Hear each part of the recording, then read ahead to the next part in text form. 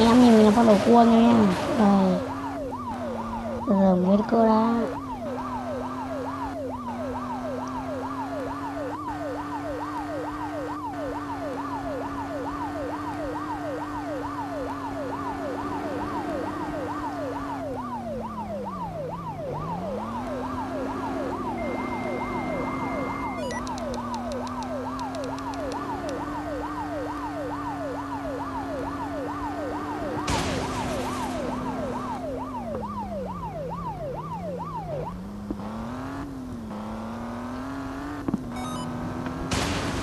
Mày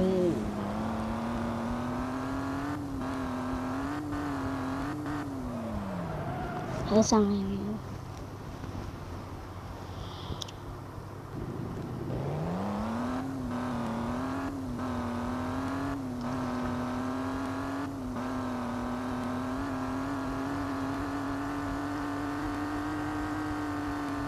Mình quay nhưng mà mình cho thằng nghe các bạn nha.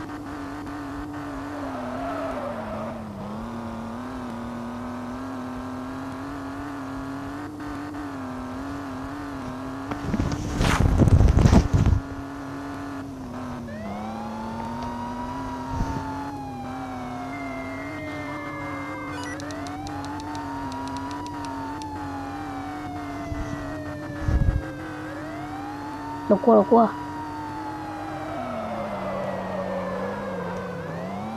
người ta gọi là hai nai.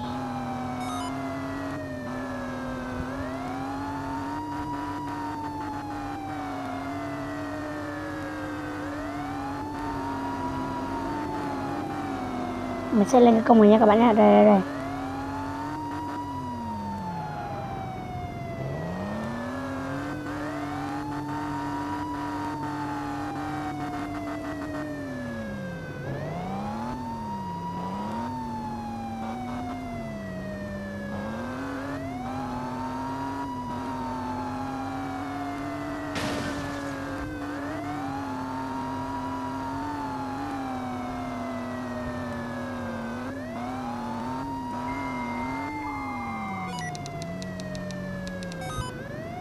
Mình sẽ leo lại nha các bạn nha. Đây.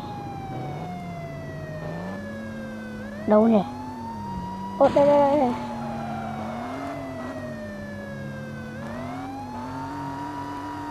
Ôi bên này sang. Ôi rồi. Trời.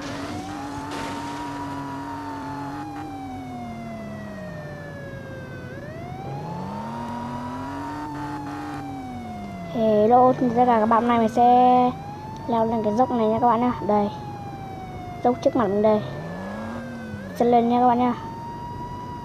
Chuẩn bị chưa? 3, 2, 1 chiến. Yeah.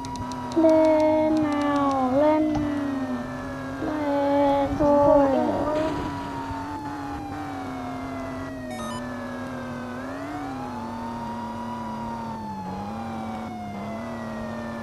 Lên nào. Em á, đi mẹ.